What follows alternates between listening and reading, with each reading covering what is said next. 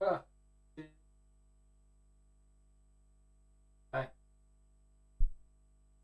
Prendre le micro, c'est mieux, parce que s'il est à 2 km, vous allez avoir du mal en m'entendant.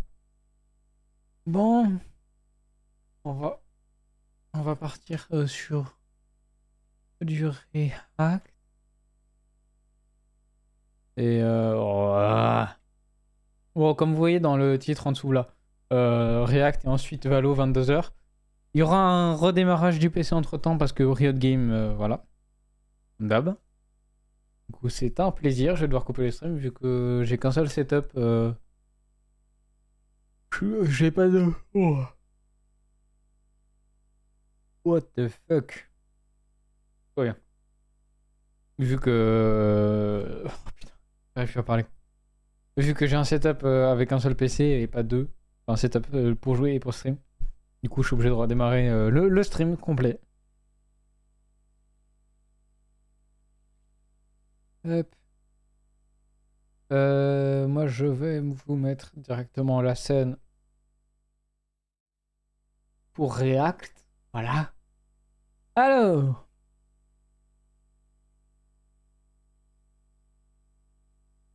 Euh...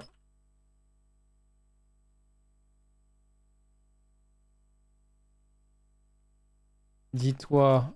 MC là est en train de dire je sais rien, j'ai un kill à 18 morts. Bah, regarde, dis-toi que chaque fois que je meurs, l'ennemi est obligé de te regarder. Donc, tu nous aides dans tous les cas, même en mourant. Voilà. C'est vrai en soi. J'embellis un peu le truc, forcément, mais bon. Bref. Là, on va partir sur la vidéo d'AQ. Du coup, ces voleurs ont volé des dizaines de millions de dollars. La dernière fois, on n'avait pas eu le temps de regarder. J'avais le restart à faire et tout, et tout, et tout, et tout, et tout.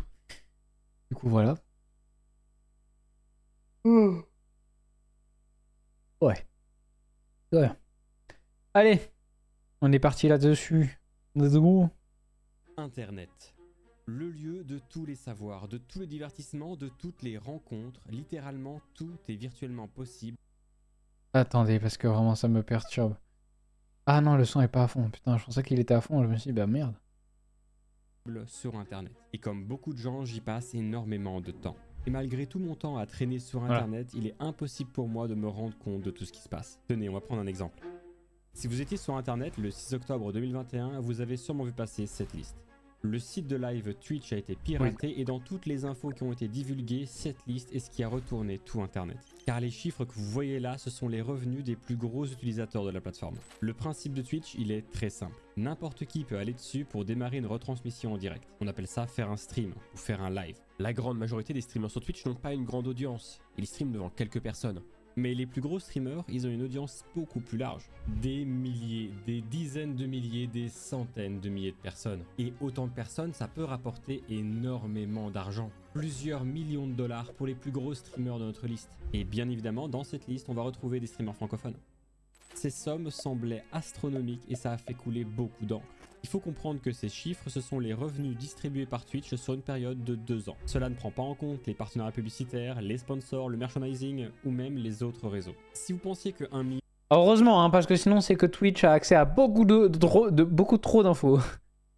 de salaire brut en 2 ans, c'était une jolie somme, eh bien ce n'est qu'une partie de ce qu'ils reçoivent sur leur compte en banque. C'est énormément d'argent. Et du coup, on en a parlé pendant des semaines. Est-ce que cet argent se retrouve sur leur compte personnel? Combien de leurs différents gains sont réinvestis dans leur société? Cette liste a fait l'effet d'une bombe sur internet, on ne parlait plus que de ça. Hashtag leak, hashtag ad, hashtag Et tout le monde va réagir différemment. Certains vont même le prendre avec humour. Regardez là, par exemple, ce mec-là. Ça, c'est Domingo. Un des plus grands streamers francophones sur Twitch qui va réagir par rapport à cette liste. Et il va commencer son live avec une dose d'humour. Plus de 450 000 dollars. Argent détourné. Argent volé. L'enfer. Bonsoir. Si seulement il avait su. Il prend une voix grave, il met une musique angoissante, les gens qui le regardent sur le chat sont morts de rire, et pourtant, bien qu'il ne soit pas directement concerné par tout ce que je m'apprête à vous expliquer, eh bien la phrase qu'il prononce va prendre une toute autre tournure à la fin de cette vidéo. Parce que oui, même si tout le monde avait les yeux rivés sur cette liste, on est tous passés à côté de ce qu'il y avait de plus important dessus. Parce que ce que je ne savais pas avant de faire cette vidéo, et ce que j'aurais voulu savoir à l'époque où cette affaire a eu lieu, c'est que cette liste a été le lancement d'une enquête internationale qui a mené à l'arrestation de plusieurs dizaines de criminels qui, avec l'aide des streamers, ont blanchi des dizaines de millions de dollars en provenance des trafics illégaux les plus sombres et les plus macabres que l'on puisse imaginer. bah oui. Voici ce qui s'est réellement passé le 6 En fait, vu que c'est un milieu pas très connu et qu'il peut y avoir des sommes astronomiques d'argent, bah oui, c'est assez simple, entre guillemets, de blanchir de l'argent. À partir du moment où c'est un peu flou, c'est possible, quoi. Genre, je prends un exemple, mais genre, si quelqu'un paye un commerçant ou une personne qui déclare ou quoi en liquide, rien n'est prouvable là-dessus. C'est un fait. Et du coup, bah, c'est du blanchiment d'argent. Voilà, tout simplement. octobre 2021. Il est 2h34 du matin quand sur le forum 4chan, un utilisateur anonyme poste ce message. À gauche, une photo de Jeff Bezos, patron d'Amazon, propriétaire du site Twitch.tv. Bon, déjà rien que pour ça, le post mérite d'être vu, mais le plus intéressant, ça va être ce qu'on peut lire à côté. On a une petite description de Twitch ainsi qu'une annonce pour dire que les personnes derrière ce message ont infiltré la base de données du site et qu'ils ont décidé de partager un dossier de 128 Go de données confidentielles. Dans ce dossier, on retrouve absolument tout. Du code source du site internet et des applications mobiles, les outils internes à la société. Le code source qui a été utilisé peut-être pour faire un autre site de streaming. Bref, je ne dirai rien, mais quand cet autre site de streaming est sorti, c'était un copier-coller de Twitch, sauf qu'ils ont changé les couleurs. C'est tout. Un projet top secret de launcher de jeux pour détruire le monopole de la plateforme Steam dans le marché du jeu vidéo sur PC. Et bien évidemment, notre fameuse liste qui affiche les revenus des streamers durant les 2 dernières années qui ont précédé ce message. Tous les revenus de août 2019 à octobre 2021. Beaucoup de mystères entourent ce message. Qui sont les gens derrière cette immense divulgation de données confidentielles? Est-ce que ce sont des employés de Twitch qui ont volontairement divulgué des informations? Mais c'est pas tout, parce que ce qui va quand même intriguer le... Non, ça peut pas être des gens de chez Twitch, parce que ça m'étonnerait que quelqu'un qui a autant d'accès leak, en fait. Et déjà, ça peut pas être quelqu'un en France, ils ont accès à rien. Donc, déjà, c'est pas Twitch France. Plus, ça va être le titre du message. Twitch Leaks Part 1. Le titre sous-entend qu'il y a au moins une deuxième partie. Que contient la deuxième partie? Quand va-t-elle sortir? Est-ce que la deuxième partie existe? Cette affaire, elle est extrêmement louche, extrêmement floue. On ne sait pas dans quel but ces informations ont été révélées. Des projets restés secrets pendant des années qui ont reçu des millions de dollars d'investissement qui maintenant sont juste visibles par toute la concurrence. Tiens, il y a un logo dont je parlais tout à l'heure, là. Bizarre. Bref. Mais de tous les éléments qui ont été divulgués, on ne pensait pas que la liste ferait autant de dégâts à Twitch. Parce qu'en commençant à l'analyser, certaines personnes ont commencé à remarquer que dans la masse de petits streamers, certains gagnaient des sommes extrêmement élevées. Des sommes beaucoup trop élevées pour des streamers qui ont un public de 20, 30, 50 personnes en moyenne. On parle ici de milliers de petits streamers qui reçoivent jusqu'à 2500 $ par jour. Comment c'est possible? On a commencé à analyser la provenance de ces revenus. Vous voyez, avec la liste, on pouvait savoir quel était le total, mais également de quelle manière le streamer avait reçu l'argent. Pour ceux qui ne connaissent pas Twitch, vous ne le savez pas, mais il y a plusieurs moyens de se faire rémunérer. Premièrement, il y a les publicités. Durant votre stream, vous pouvez activer des pages de publicité qui vont vous rapporter de l'argent en fonction du nombre de personnes qui vous regardent. Deuxièmement, il y a les abonnements. Sur Twitch, vous pouvez suivre gratuitement une personne, on appelle ça le follow, mais vous pouvez également le soutenir avec un abonnement payant. On appelle ça un sub. En France, un sub, ça coûte 4 €. Dans la... Puis maintenant c'est 5 €. Voilà, ils sont revenus sur leur décision, bref. Grande majorité des cas, Twitch prend 50% sur un sub. Le streamer reçoit donc 2 € pour chaque sub et 2 € sur chaque sub, après tu déclares et c'est 1 €. en échange, le spectateur reçoit des badges d'abonnement évolutifs, des emotes exclusives, bref des choses sympas qui créent un sentiment d'appartenance à une communauté. Et les subs, on peut également les donner aléatoirement à des spectateurs, par paquet de 2, de 5, de 10, de 100, on peut en donner autant qu'on veut. On appelle ça des subgifts. Et troisièmement, sur Twitch, on peut acheter ce qu'on appelle des bits. Les bits, c'est une monnaie virtuelle achetable sur Twitch que je peux dépenser à la fréquence que je veux, au streamer que je veux. Regardez, si je veux acheter 100 bits, je dois donner à Twitch 1,59€ et ça équivaut à 100 centimes de dollars de don. Donc précisément 1 $. Pour simplifier tout ça, sur mes 1,59€, j'ai environ 1€ de don pour le streamer que j'ai choisi et le reste, les 59 centimes, qui vont dans la poche de Twitch. Ce sont donc les 3 principaux moyens avec lesquels Twitch rémunère ses streamers. Et dans la liste, on peut voir pour chaque streamer combien de subs, combien de bits et combien de revenus publicitaires. Non, les bits, c'est le truc quasi le moins élevé, hein, je pense, hein, en temps normal. Là, genre, ça n'a aucun sens. Abonnement, 25 $. Abonnement Prime, 2,5 $. Bits, 1800 $. Bro, what the fuck.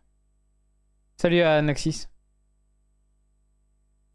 Ils ont touché. Et chez certains streamers, ça va être le nombre de bits qui va être extrêmement élevé. Beaucoup trop élevé pour que ce soit normal. Et ça arrive des fois que t'as un gars millionnaire qui débarque sur ton stream par hasard et qui te lance 1000 balles comme ça sans aucune raison. Parce que pour lui, c'est rien 1000 balles. Mais cette anomalie, elle va se répéter des milliers de fois. Beaucoup trop de fois pour que ce soit pas suspect. Il y a un point commun qui va lier ces streamers entre eux, c'est qu'ils viennent tous du même pays. Ils viennent de Turquie. Sus. En regardant la liste de près, la communauté turque de Twitch s'est rendu compte que beaucoup de streamers turcs recevaient énormément de bits. Des sommes de plusieurs milliers de dollars sorties de nulle part. Ce sont des phénomènes tellement étranges que ça va intéresser plusieurs personnes influentes de la communauté turque, et notamment une. Ça me fume de rire, c'est vrai que vous ne savez pas. Savez pas quoi? Qu'est-ce que nous ne savons pas? Quelle est cette vérité?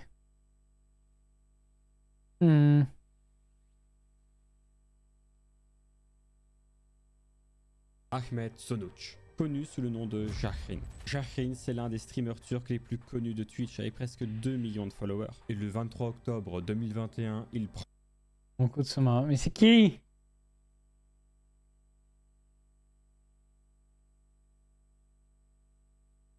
Qui est derrière cet écran?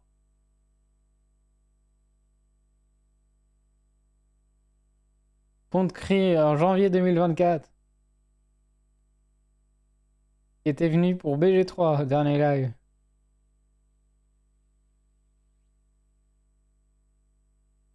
Non, mais Godor, c'est toi? Non. la parole. Je viens de recevoir une compilation de documents. Dans les données divulguées par Twitch, les joueurs de Night Online ont découvert que des streamers de leur communauté qui ont entre 40 et 50 spectateurs de moyenne blanchissaient de l'argent en recevant des bits achetés avec des cartes de crédit volées. Ils recevaient des transactions exagérées jusqu'à 2500 $ par jour. Jusqu'à 2500 $ par jour. Comment c'est possible? Comment est-ce que ça fonctionne? Eh bien,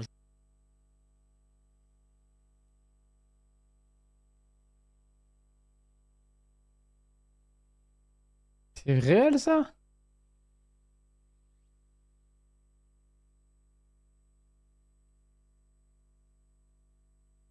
Non mais... Pourquoi?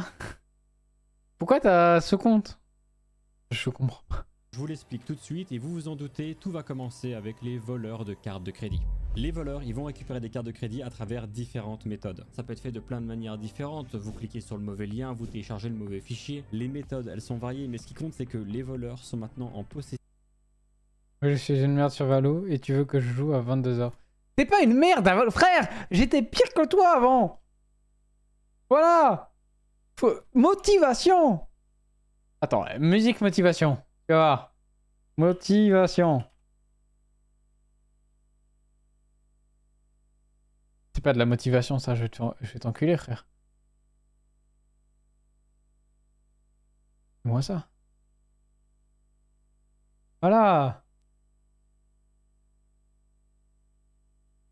Crois en toi. Voilà, c'est ça qu'on veut. Faut croire en soi. Faut se dépasser. Vas-y, hop, ta gueule la musique. Oh là là. C'est mon compte sous-marin pour d'autres chaînes Twitch. Du coup, sur mon tel, j'ai jamais changé MDR. Pourquoi t'as besoin d'un compte sous-marin?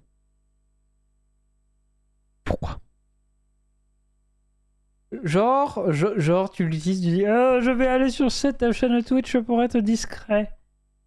Bah, tu parles pas dans le chat et t'es discret, voilà, c'est bon. C'est quoi ça? J'en peux plus. En plus, tu l'as depuis pas longtemps. Bref, laisse-moi react tranquille. De votre carte bleue. Et pour pouvoir utiliser votre argent sans se faire prendre par la police, ils vont devoir le blanchir. Ils vont brouiller les pistes en passant directement par Twitch. Les voleurs, ils vont contacter les petits streamers sur Twitch en leur proposant une offre. Ils achètent des bits et les envoient massivement aux streamers, uniquement si ces derniers acceptent de reverser 80% dans des portefeuilles de crypto-monnaies appartenant aux voleurs. Et au total, c'est plus de 2400 streamers suspectés d'avoir aidé les criminels à blanchir de l'argent volé pour une somme de plus de 10 millions de dollars. Et selon Je vois pas l'utilité de mettre la liste. Ah, ok. Et dans tous les cas, juste, il y a une astuce. Hein. Tu ouvres ta navigation privée, tu vas sur Twitch, sans compte du coup. Voilà, solution trouvée. Et oui, c'est ce que j'allais dire. Better TV. Et de mémoire, oui, tu peux cacher. Je crois que c'est ce que j'ai un doute. Bon, après, à partir du moment où tu parles dans le chat, t'es cramé, hein, mais bon. Mais sinon, juste la navigation privée, tout le monde l'a, ça. Y a pas de truc à installer ou quoi, navigation privée. Et si t'es pas connecté, good luck au mec pour trouver ton pseudo quand même. Non, je sais pas comment c'est noté, peut-être viewer 1, 2, 3, 4, en fonction. Je sais pas. Jahrein et ses sources, ce pattern de blanchiment d'argent existe depuis environ 3 ans. Attendez. Comment ça, 3 ans? En 17 jours, une poignée de streamers et spectateurs turcs arrivent à retracer une affaire criminelle qui date de plus de 3 ans et qui, durant les 2 années disponibles dans la liste, ont rapporté 10 millions de dollars. Comment ça se fait que Twitch a laissé passer ça? Parce que si en 17 jours, t'as une dizaine de mecs qui découvrent un truc aussi énorme, Twitch, ils devaient forcément être au courant depuis des années. Twitch, ils ont pas dû attendre le 6 octobre pour avoir accès à la liste. Ça fait des années qu'ils ont accès à la liste, vu que c'est leur liste. Ça, c'est louche, et t'as forcément des gens qui vont prendre comme hypothèse que Twitch était au courant et que ça les dérangeait pas tant que ça, vu que dans cette histoire, Twitch, bah, ils gagnent de l'argent. Imaginons que nos voleurs ont chopé une carte bleue avec 300. La preuve que je sois cramé, j'ai les amants troll hier, je me souviens d'avoir dit ouais, les tiflins, les succès, jamais réussi MDR. Bah oui, c'est ce que t'as. Attends, je vais le dire. Hein. J'ai jamais réussi les tiflins. Oui, je me doute qu'il y a des guildes, mais c'est pas quelque chose que j'apprécie faire de base. T'as quand même dit certains succès sont un calvaire. En exclamation.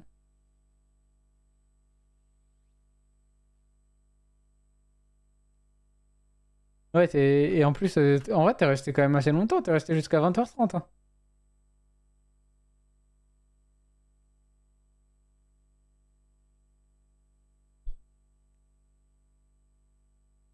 C'est drôle. Hein. Ah, c'est rigolo, hein.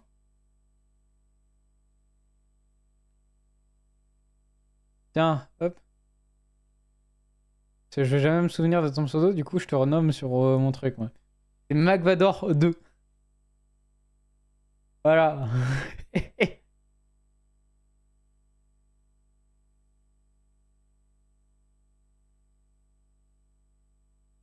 Mais en fait, faut que t'arrives à te forcer.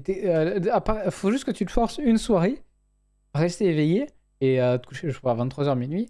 Et après, c'est bon, tu vas reprendre un cycle normal.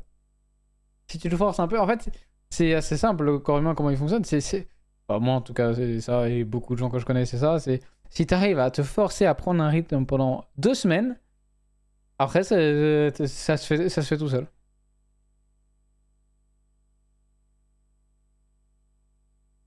Ok. Je retiendrai jamais cette info, MC.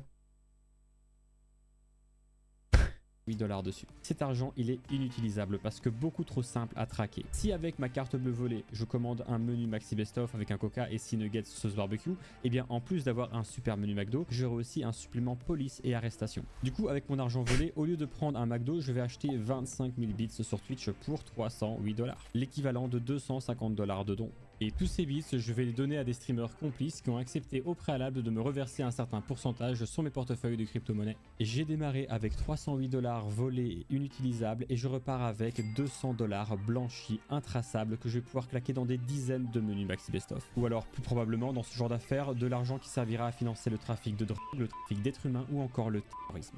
Oui, c'est tout de suite moins joyeux et vous noterez que dans cette histoire, le streamer complice a touché de l'argent, mais Twitch aussi a touché de l'argent. Cette affaire va devenir un problème pour tout le monde, pour la plateforme, pour les streamers complices, Ça, je pour savais ceux pas. qui se font voler l'argent à la base. Mais vous allez voir, les voleurs aussi vont avoir des problèmes. En début de vidéo, je vous avais promis l'arrestation de plusieurs dizaines de personnes et ne vous inquiétez pas, on y arrive très bientôt. Jahrein va devenir le porte-parole d'une campagne anti-blanchiment d'argent. Les streamers turcs vont lancer le hashtag CleanTwitch sur Twitter et ça va tellement faire de bruit que les politiciens turcs vont se mêler de l'affaire. Le C'est sûr que s'il y a Vador dans le pseudo, c'est un peu plus facile de trouver, quoi. député d'Istanbul Gürsel Tekin, membre de l'Assemblée nationale de Turquie, a même pris la parole en montrant sa demande officielle au ministère des Finances pour ordonner l'intervention de la brigade d'investigation des crimes fiscaux. L'affaire prend de plus en plus d'ampleur. Et Twitch, ils vont être obligés de répondre aux différentes accusations et aux différentes questions que se pose la communauté. Nous souhaitons rassurer notre communauté sur le fait que nous n'hésitons pas à prendre des mesures décisives contre les comptes qui se livrent à des comportements interdits. Nous évitons régulièrement la fraude financière sur Twitch et rien qu'en septembre, nous avons pris des mesures contre 150 streamers en Turquie pour avoir abusé de nos outils de monétisation et avons pris contact avec les personnes concernées. Twitch était donc au courant. Et selon eux, ils ont même déjà commencé à sanctionner des personnes avant même que la liste soit publique. Ils prennent l'affaire très au sérieux. Et ça va pas être les seuls à prendre cette affaire au sérieux. Prenez Riot par exemple, les créateurs de League of Legends et de Valorant. Eh bien, il se trouve que des joueurs professionnels de Valorant ont été listés comme ayant participé au blanchiment d'argent. Chez Riot, ils ont dit qu'ils allaient surveiller la situation et attendre avant de prendre des décisions. Eh bien, les différentes structures e-sport de ces joueurs-là, elles ont pas attendu du tout. La structure BBL, elle a viré presque une dizaine de personnes. Mais le plus gros scandale concernant Valorant, ça va pas être ça. Le plus gros... On parle pas de Valo. Eh, c'est pas ma faute, hein.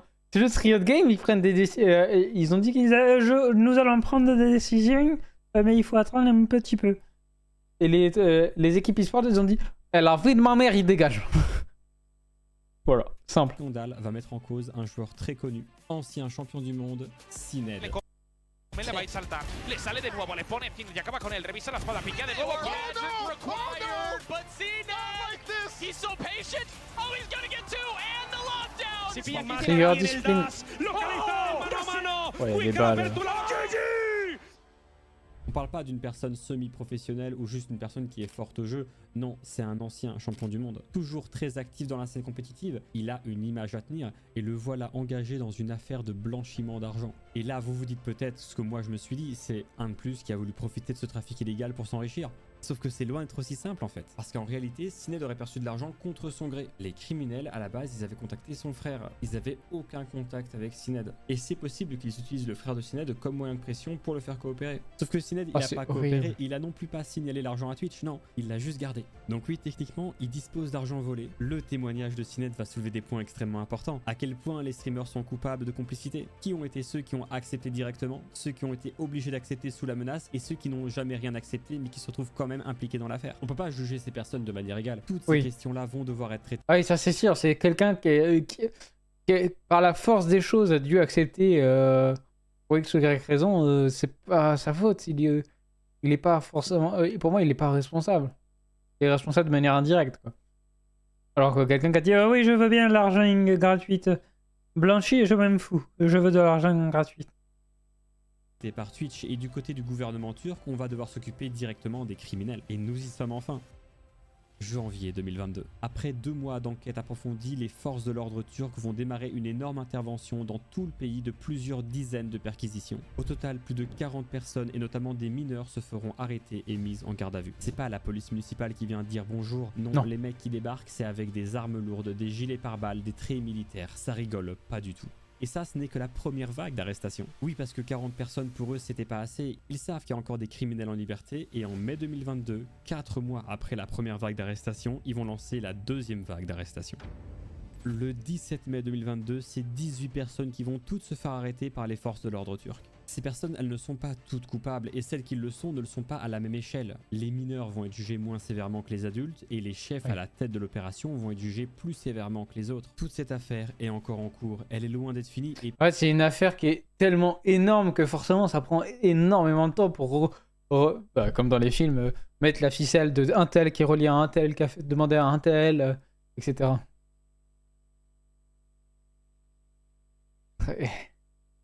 MC qui a pris 3 minutes pour changer de compte. Bref. Pire encore, elle se répète ailleurs. La Turquie n'a pas été le seul pays impacté par ce phénomène. Des streamers américains ont J'ai dit changer de compte, mais même pas. Il a juste allé sur son PC. Le con, il a même pas le même compte sur les deux. Bref. aussi reçu des offres de blanchiment d'argent. La liste nous a permis d'établir qu'en Turquie, 10 millions de dollars issus de cartes de crédit volées ont été blanchis sur Twitch entre août 2019 et octobre 2021. On ne sait pas combien de millions ont été blanchis avant et combien de millions ont été blanchis après. Et la Turquie a été mise en avant, mais dans les milliards de lignes de chiffres de cette liste, peut-être qu'il y a d'autres blanchisseurs d'argent qui se cachent, avec des sommes un peu moins grandes, ou simplement mieux dispersées et donc plus difficiles à trouver. Le jour où les dirigeants de Twitch ont introduit les bits comme monnaie virtuelle, ils ont permis à des milliers de personnes de faire circuler des dizaines de millions de dollars pour financer les trafics les plus sombres qu'on puisse imaginer. Et manifestement, ils n'étaient pas prêts pour ça. Et je pense que le pire, c'est que Twitch ne sont pas les seuls à être utilisés pour financer tout ça. Je me suis énormément renseigné sur la Turquie durant l'écriture de cette vidéo. Et regardez ce que j'ai trouvé. 82 millions de dollars issus de cartes de crédit volées, blanchis en utilisant une technique extrêmement similaire sur TikTok. En réalité, chaque plateforme avec une monnaie virtuelle peut être utilisée pour blanchir de l'argent et financer des groupes criminels. Les 82 millions de dollars volés... Mais ça, c'est pas... En soi, c'est pas de la faute de la plateforme, de la marque ou autre. C'est... Ils veulent... rentabiliser entre guillemets, ils mettent une monnaie virtuelle pour inciter les gens et qui se rendent moins compte des sommes qu'ils dépensent, ce qui est véridique pour le coup. Et du coup, bah, c'est bien pour eux, mais en même temps, bah, il y a des gens qui en profitent, quoi. Et blanchi sur TikTok, c'était sur une période d'1 an et demi et uniquement en Turquie. Les lives TikTok. Et MC, oui, ça t'a pris 5 minutes pour installer Valo, oui, bah, c'est logique. Par contre, tu dois redémarrer. Ça existe depuis 2019. Au moment où j'enregistre cette vidéo, ça fait donc 5 ans que ça existe. Si en 1 an et demi, uniquement en Turquie, on a découvert 82 millions de dollars volés et blanchis, imaginez combien de centaines de millions de dollars ont été volés et blanchis en 5 ans dans le monde entier. La somme doit être colossale, et c'est ça qui est dingue. Le 6 octobre 2021, le jour où ce message anonyme a été posté, on s'est tous concentrés sur ce qui nous semblait le plus important, et on a même rigolé sur ce qui nous semblait le plus improbable. Et pourtant, tout était littéralement sous nos yeux. Et comme disait Domingo au début de cette vidéo, l'enfer. Malgré tout notre temps à traîner sur internet, il est impossible pour nous de se rendre compte de tout ce qui se passe. Cela fait maintenant 2 ans et 5 mois que ce message a été posté. Twitch Leaks Part 1. 2 ans et 5 mois qu'on attend la deuxième partie. Est-ce qu'elle existe? Le mec s'est peut-être fait arrêter. En fait, le mec ou l'équipe qui a leak, ça se trouve, c'est peut-être fait arrêter, peut-être fait menacer par certaines personnes, peut-être... Il y a plein de solutions. Ils se sont dit ça a pris tellement d'ampleur que si on leak la deuxième partie, on est mort. Imaginez, il leak le code source d'Amazon. La dinguerie que ça serait. Je pense que ce serait encore pire. Hein. Le code source d'Amazon. Oh la merde que ce serait. Vont suivre, mais surtout, si on a pu découvrir tout ce que je viens de vous raconter avec la première partie, imaginez ce qu'on pourrait découvrir avec la deuxième.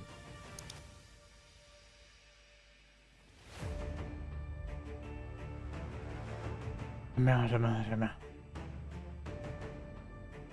Yep. Et like. Bon. Déjà, MC, redémarre ton PC, tout ça. Tu vas me rejoindre sur Valo après. T'inquiète pas. Tu vas venir. Tu vas te coucher plus tard. Au plus tôt 23h tu te couches, ok? Au moins tu reprends un bon rythme. Et c'est reparti.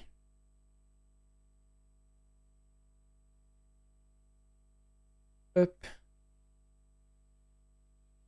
Non, tu dors pas, frère! Tu te réveilles! Réveille-toi! Marc Votin, faut se réveiller! C'est bon, t'es réveillé là? Frère, après tu vas dire je comprends pas, je me réveille à 4h du matin. Frère! Tu cherches la merde, il est 20h30, tu vas te coucher. Et après, tu viens te plaindre que tu te réveilles à 4h du mat. J'en peux plus. Oh là là, c'est une dinguerie. Toi qui te plains après, c'est pas moi. Hein. Vous connaissez le point commun entre un militaire, un criminologue et un joueur pro de jeux vidéo? Merde, j'ai pas le temps. Du coup, le militaire qui a tout abandonné pour l'e-sport. Avant même la vidéo. Ouais, moi non plus j'en vois pas beaucoup, et pourtant... Le son.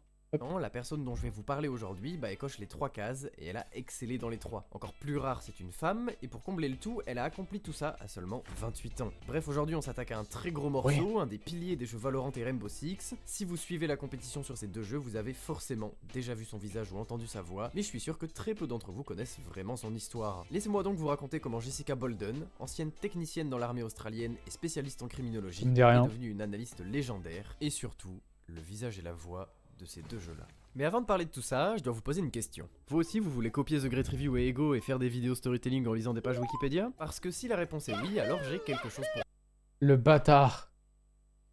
Non, c'est bâtard ça. Voix de ces deux jeux-là. Mais avant de parler de tout ça, je dois vous poser une question. Vous aussi, vous voulez copier The Great Review et Ego et faire des... Mais non, mais il y a... C'est du faux contenu. C'est bâtard, genre, ils mettent des semaines des fois à faire leur contenu. Des vidéos storytelling en lisant des pages Wikipédia? Parce que si la réponse est oui, alors j'ai quelque chose pour vous. Cette vidéo est sponsorisée par Filmora 13, le logiciel de montage du groupe Wondershare, et pour l'avoir essayé, je dois dire que c'est plutôt puissant. C'est simple, je pense que c'est le meilleur logiciel pour apprendre le montage ou pour commencer sur YouTube. Il a une interface simple à comprendre, une...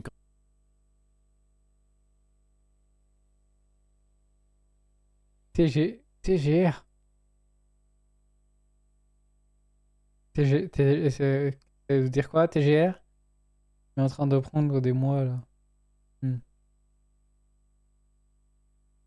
Quantité phénoménale de presets, donc pas besoin de passer du train. Ouais, les gars, par contre, je suis désolé, mais... Et sur ce, on peut commencer. On est en 1995 et... Ah! Oui, mais... Hein? Et il avait pas posté sur Twitter? Attends. The Great Review, là, tu dis il prend des mois. Mais je crois que il avait posté sur Twitter. Non, c'est Feldub qui avait posté. Peut-être Feldub qui avait posté.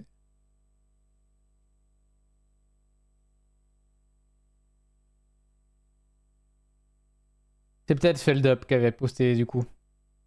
Le dernier tweet de The Great Review, c'est le 16 mai, donc... Et c'est Feldub. Autant pour moi. La petite Jessica naît quelque part en Australie. Comme beaucoup d'enfants de son époque, elle grandit en regardant très souvent la télé avec son père, une émission qui s'appelle CSI.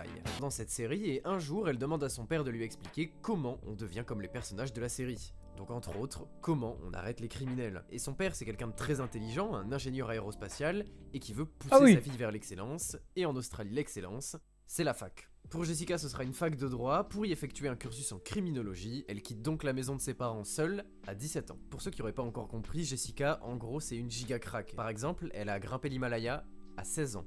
16 ans. Pardon.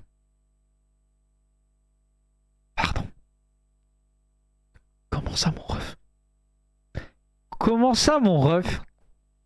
Et elle passe la plupart de son temps soit à travailler, On fait pas la même soit chose. à étudier à l'université. Sauf que évidemment, aucun être humain normal peut faire tout ça sans prendre un peu de temps pour soi, mais pas de chance, elle a pas les moyens de sortir boire ou de faire des soirées, mais elle a un truc dans sa chambre qui va lui permettre d'occuper son temps libre. Et ce truc, c'est une PS4. Donc dessus elle joue à pas mal de jeux solo comme Skyrim, mais le jeu qui va lui prendre le plus de temps c'est Call of Duty. J'ai pas retrouvé lequel exactement, mais vu l'époque c'était sûrement Black Ops 2, Ghost ou Advanced Warfare, mais on reviendra plus tard sur son addiction à Call of Duty. On est en 2014, elle a 18 ans et globalement elle galère. Réussir à combiner la fac et son travail ça lui prend beaucoup d'énergie et de temps, sachant qu'elle a déjà du mal à subvenir à ses besoins à cause du coût de la vie assez cher en Australie, surtout pour les étudiants, et vers la fin de ses études...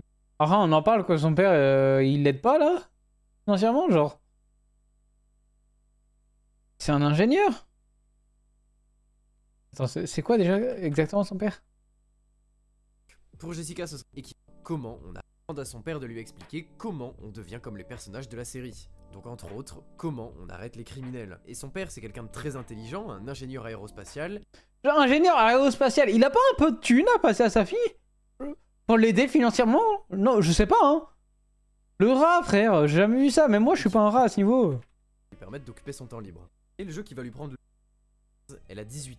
On y Sachant retourne. qu'elle a Hop. déjà du mal à subvenir à ses besoins à cause du coût de la vie assez cher en Australie, surtout pour les étudiants. Et vers la fin de ses études, elle se dit qu'elle doit trouver un vrai travail qui lui rapporte Il peut vraiment être de l'argent. Wish. Et au lieu de continuer sur des tafs de serveur ou de caissier comme 90% des étudiants du monde, et ben Jessica, elle va aller travailler à l'armée. Et ouais, au lieu d'aller préparer des grandes frites les samedis midi, à seulement 18 ans, elle était technicienne spécialisée dans les systèmes d'information dans l'armée australienne. À la fin de l'année, elle valide finalement son bachelor, un peu l'équivalent d'une licence en France, mais à côté du droit pénal et de la psychologie criminelle, elle a développé un tout autre attirail de capacité. Elle est monstrueuse sur Call of Duty. En gros, tout le temps où elle n'est pas en train d'étudier ou de travailler, elle joue à COD et se met même à rentrer dans des teams amateurs pour faire de la compétition sur le jeu en ligne. Je connais pas vraiment les vieux Call of, mais si j'ai bien compris, elle était à un niveau tellement élevé sur le jeu que les autres joueurs pensaient que c'était un tricheur qui tenait le compte. Bref, après sa licence, Jessica elle est Après ça, bon.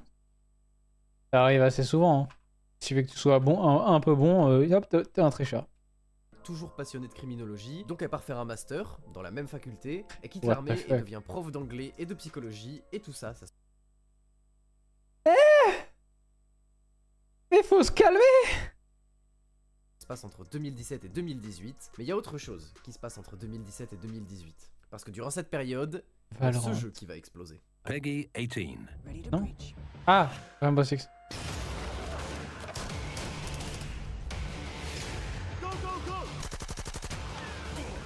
Rainbow Six Siege, c'est le tactical FPS multijoueur de Ubisoft. Un jeu avec un skill ceiling extrêmement élevé, c'est-à-dire que c'est très dur de devenir ne serait-ce que correct au jeu. C'est je pense de loin un des FPS qui se repose le plus sur la stratégie et ça en fait un jeu assez apprécié Oui. de la communauté. Tout ça malgré une gestion horrible, de toute façon c'est Ubisoft, on a l'habitude. Et le concept du jeu il est assez simple. Oh, le pic. 5 contre 5, on met tout ce petit monde dans un bâtiment, d'un côté l'attaque qui doit désamorcer une bombe et de l'autre la défense qui doit la protéger. C'est vraiment un jeu de tryharder, à peu près tous les environnements sont destructibles, beaucoup de pièges à poser et de moyens d'obtenir de l'information avec des drones. Bref, c'est un jeu avec beaucoup de profondeur stratégique et à la base, Jessica, elle a même pas envie d'y jouer. En fait, à cette époque-là, donc vers 2018, elle est très contente avec son Call of Duty, mais tous ses potes, ils décident de changer un beau jour de jeu pour aller sur Rainbow Six. Sauf que Jess, elle a toujours des problèmes d'argent, donc elle a pas trop envie d'acheter le jeu et elle se retrouve toute seule. Le lendemain, elle joue toute seule à Call of Duty.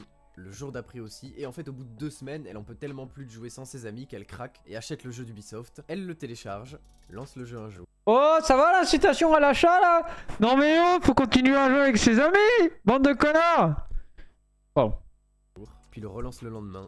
Genre ils sont tous partis sur Rainbow Six, les fils de pute. Jouer au moins une fois par semaine avec elle quoi. Une fois toutes les deux semaines. Non. Oh. Ah non, c'est genre ils ont tous pris le jeu. Il y en a pas un qui lui a offert. Genre ça aurait été cool quoi. Tous les jours qui suivront. Jess, elle aime pas juste le jeu, elle devient littéralement addict au gameplay nerveux et intellectuellement demandant de Rainbow Six, et elle devient de plus en plus forte, très rapidement. Bah ouais, qui de plus qualifié qu'une femme qui a fait l'armée et qui a étudié la psychologie humaine pendant 5 ans pour être douée sur un jeu qui simule littéralement une opération des forces spéciales avec des vrais êtres humains en face. Sachant qu'en plus, elle a quasiment fini ses études, donc elle a beaucoup de temps libre par rapport à 2016, et ce jeu, il va occuper 100% de son temps libre à un point qu'elle va commencer à faire de la compétition dessus. Sous le pseudonyme de Jess, elle crée une petite équipe du nom de Infact, où elle joue avec des potes à elle en Australie, et ça clique un peu. Si bien qu'avec ses amis, elle se qualifie en Challenger League australienne, et devient même la première femme à se qualifier dans cette ligue. Faut se dire que la Challenger League, c'est un peu l'équivalent de la LFL en France, c'est-à-dire que c'est pas la meilleure ligue de la région. Au-dessus des Challengers, il y a la Pro League, sauf que contrairement à la LFL, bah les deux meilleurs des Challengers, ils peuvent aller en Pro League. Bref, tout ça c'est pas important, parce que Jess, son travail va la rattraper, et à cause d'un manque de temps, elle jouera pas en Challenger League, et elle sera remplacée par un autre joueur. Fin 2018, elle obtient enfin son master de criminologie, et avant de démarrer sa carrière pleinement, elle se dit qu'elle pourrait améliorer son CV en ajoutant une ou deux expériences pro et en apprenant une nouvelle langue. Coup de chance, sa compagne de l'époque se trouve vivre en Italie, donc pourquoi ne pas tenter sa chance en Europe. En traînant sur les réseaux, elle voit une annonce passer, Pinta cherche un nouvel analyste pour leur équipe Rainbow Six, et en rigolant, Jessica elle dépose son CV. Pourquoi je dis en rigolant? Parce qu'à ce moment-là de l'histoire, Pinta c'est un club allemand, et c'est une des meilleures équipes du monde, voire la meilleure équipe du monde. Ils sont présents sur sur le jeu depuis 2016 et clairement, ils ont un palmarès impressionnant. 4 fois champion d'Europe et 4 trophées internationaux, dont un prestigieux Six Invitational où les meilleures équipes du monde sont invitées chaque année et qui fait clairement office de championnat du monde. Donc on est sur une top team et quand Jess elle envoie un CV, elle a presque un sourire aux lèvres. J'aurais dit que c'est pas une vulgaire joueuse de challenger australien qui aura le poste, il y a juste aucune chance. Sauf que quelques jours après, elle reçoit un coup de téléphone. Les joueurs ont beaucoup aimé son travail et à ce moment précis, elle commence à prendre conscience d'un petit détail en e-sport. Les analystes et les coachs, c'est des giga fraudes. Le 15 janvier 2019, elle publie une vidéo sur sa chaîne YouTube qui se nomme Setting the Standards, placer les standards en français, qui est une sorte de coup de gueule sur la qualité du staff et des coachs, notamment des analystes, dans la scène Rainbow Six. En bref, elle trouve les gens assez mauvais, pas professionnels et en dessous des standards qu'il devrait y avoir pour une ligue professionnelle, avec des clubs qui se mettent à payer des vrais salaires pour leurs employés. Pour citer ses propres mots, elle se plaint de la masse de gens qui veulent devenir coach ou analyste en e-sport juste parce qu'ils sont corrects sur le jeu ou qu'ils ont un passé de joueur pro ou semi-pro, alors qu'ils ont aucune connaissance en coaching ou en analyse. Pour elle, beaucoup des gens de l'industrie sont assez incapables par rapport au travail requis pour aider les clubs et les équipes dans lesquelles ils sont, et elle dit qu'il faut pas ramener des gens dans la scène qui font baisser le niveau du milieu. C'est cette mentalité d'excellence qui l'a poussé à faire énormément d'études et à se buter sur le test demandé par Penta à l'entrée, test qu'elle a réussi haut la main, et elle signe Une personne qui gère bien, etc., qui motive, mais ça change tout. C'est... donc son premier contrat professionnel. J'ai pas d'exemple, mais en voilà. Allemagne, en tant qu'analyste. Et honnêtement, elle se débrouille plutôt bien, elle comprend très bien sa place, son impact sur l'équipe, et pour son premier tournoi, la DreamHack Winter 2018, et Penta ils arrivent en grande finale contre G2. D'ailleurs cette finale elle est vraiment importante parce que l'équipe qui la remporte, en plus de gagner le tournoi, elle va gagner une place pour le Six Invitational 2019, le tournoi le plus important de l'année. Le vrai test de Jess commencez donc maintenant. Panique, ça fait la -2 déjà. Il y a le kill de Fabiano, tu m'en viens de quitter la caméra, c'est dommage parce qu'il y avait un duel qui était en train de se tenir. On l'a tenu ici, le mauvais timing, mais c'est Jonas qui amène sur la couverture. Hungry qui arrive à faire tomber Kanto Raketti. Revan et Hungry, peut-être Revan qui va push, il est dans le couloir, il est pas bien Revan, et il est tombé sous les balles de Pengu. Hungry tout seul, c'est la fin mesdames, mesdemoiselles, messieurs.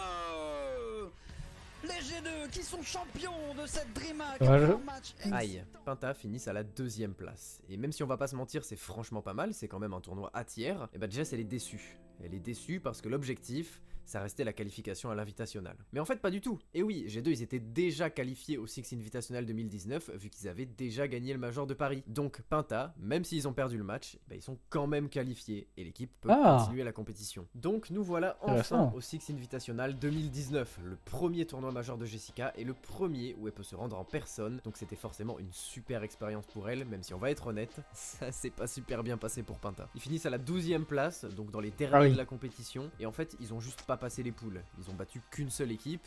Et d'ailleurs c'est assez marrant, puisque cette seule équipe qu'ils ont battue, c'est l'équipe de Le Stream. Ouais, la web TV sur Twitch, animée par Max Hildan, Norman Genius, Xari, Jiraya et toute la clique. Et bah ils vont créer une équipe e-sport en 2018 en partenariat avec Subway. Et en 2019, ils vont prendre une équipe Rainbow Six. Et leur équipe, et bah elle marche assez bien puisqu'elle se qualifie au Six Invitational, en battant Team Secret et Vitality dans le qualifier européen. Bref, Penta ils rencontrent Le Stream en poule, et clairement, ils atomisent Le Stream. Mais battre une équipe ça suffit pas, et Jessica elle rentre bredouille avec 0 trophée. Même si elle reste la première femme de l'histoire à avoir participé à un Six Invitational, joueuse et coach compris, ce qui est quand même un accomplissement non négligeable. Elle profite de 2019 pour déménager en Allemagne et apprendre la langue. Ce déménagement ça va être un moment de chamboulement dans sa vie, en plus du fait qu'elle passe d'analyste à coach, ce qui veut dire plus de responsabilités et plus d'importance. En fait Jess elle connaît tellement bien le jeu, la psychologie humaine et le fonctionnement d'une équipe qu'elle semble toute désignée pour ce rôle. D'ailleurs elle le dit elle-même, montrez-lui 2 matchs de n'importe quelle équipe du monde et elle arrivera à lui trouver 3 points faibles, plus une méthode pour combler ses faiblesses en quelques mois. Pour ajouter à sa charge de travail, en plus du coaching, elle se lance dans le streaming sur Twitch. Bon, ses lives consistent à 80% à elle qui joue à Rainbow Six ou elle qui analyse des games de pro, et même si elle fait pas énormément de spectateurs, on est entre 100 et 200 simultanément par stream, bah elle se fait un petit nom dans la scène, et des personnes assez importantes commencent à prendre conscience de ses talents d'analyste. Bref, sa saison avec Penta continue, et les choses se passent assez mal. Une décevante 4ème place en saison régulière, qui s'enchaîne avec une 14ème place à un tournoi mineur, et une 8ème place à la DreamHack Valence. Quelque chose ne fonctionnait pas. Le 5 août 2019, Jess publie une vidéo sur sa chaîne YouTube qui se nomme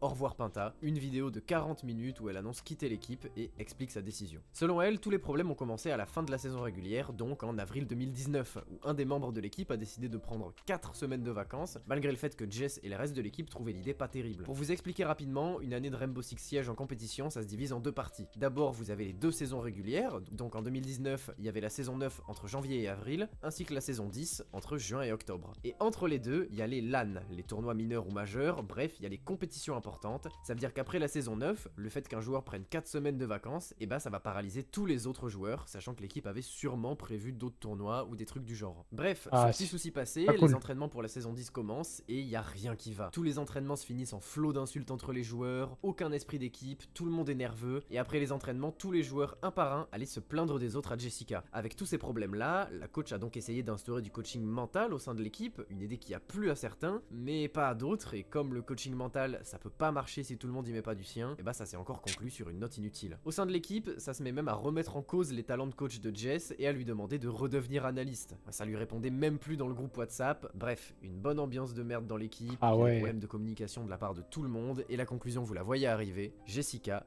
est exclue de Penta. À la fin de sa vidéo, elle dit quelque chose de très intéressant. Pour faire court, elle dit qu'elle est libre et que si des équipes sont intéressées, elles peuvent lui envoyer des offres, mais qu'elle finira sûrement par reprendre un vrai travail, retourner en Australie pour valider son doctorat et enseigner à l'université. Sauf si une très bonne offre se présente à elle. Et il y a une sacrée offre qui va se présenter pour Jessica Bolden.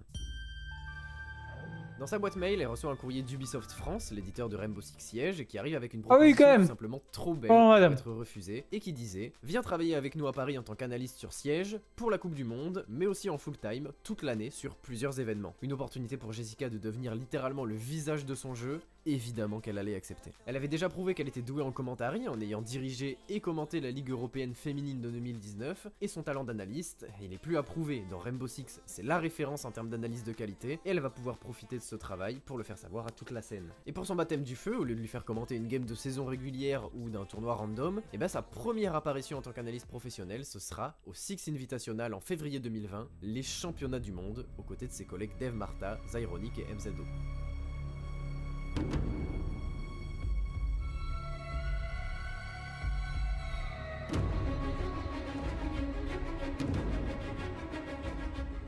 Et avant de se concentrer sur ses analyses en elle-même, j'aimerais qu'on pose bien la différence entre commentateur et analyste. Parce que oui, elle peut faire les deux, elle le fait même très bien, mais dans une compétition donnée, c'est très rare d'être les deux à la fois, et pour ce Six Invitational, elle est analyste. Si vous voulez, les commentateurs, c'est exactement ce que vous imaginez. C'est les mecs qui font vivre le match en temps réel, qui expliquent ce qui se passe à l'écran et qui doivent hype les spectateurs. D'ailleurs, je pense personnellement, et je suis pas le seul à le penser, que commenter de l'e-sport, c'est bien plus dur que pour du sport traditionnel. Mike Tirico, un commentateur assez...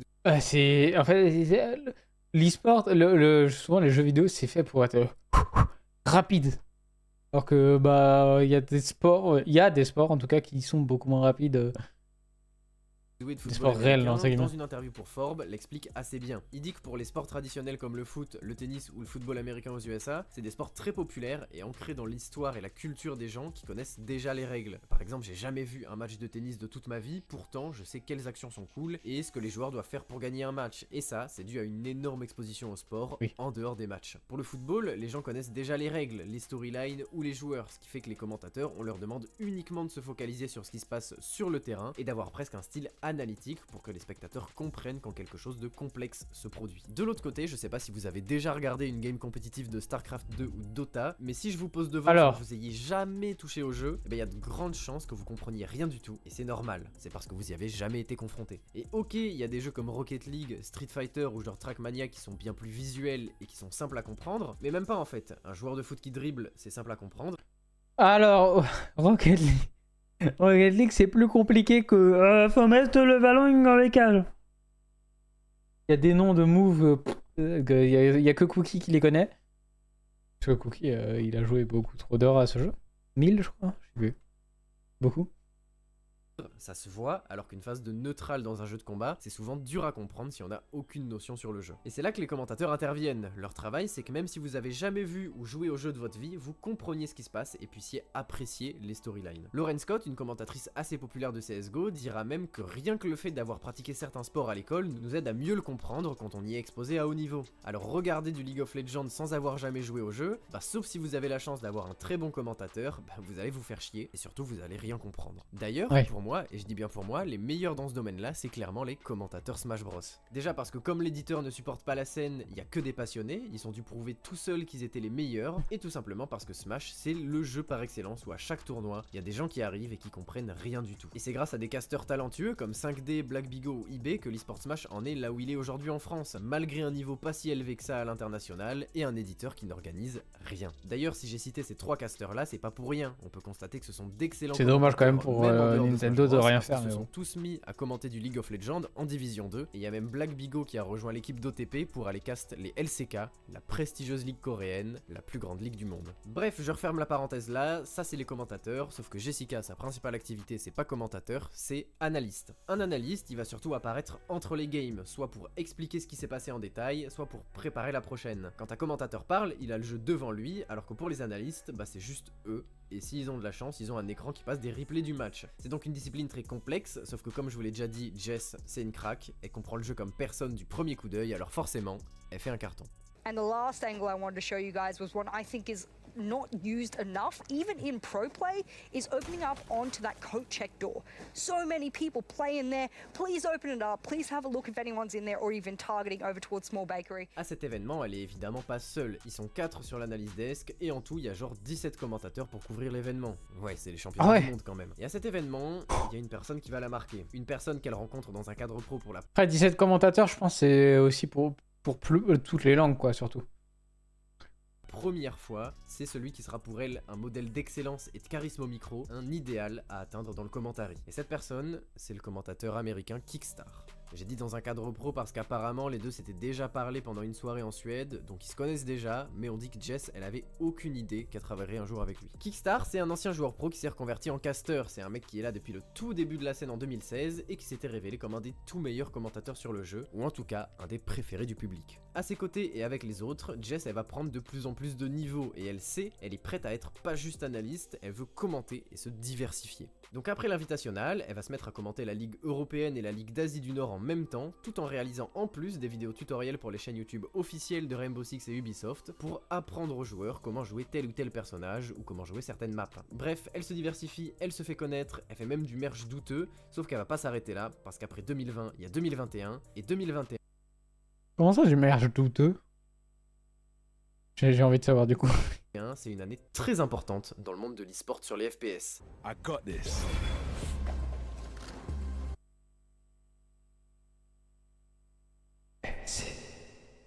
C'est pour nous. Allez.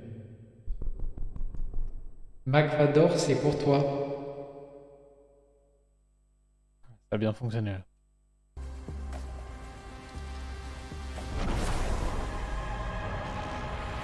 Parce que c'est l'année où l'e-sport sur Valorant commence vraiment. Valorant, si on enlève CSGO, c'est le FPS qui fait les plus grosses audiences. Vu que Rainbow Six, Call of et Overwatch sont un peu en perdition, à côté de CS et Valorant, il reste Ah bah voilà, parfait.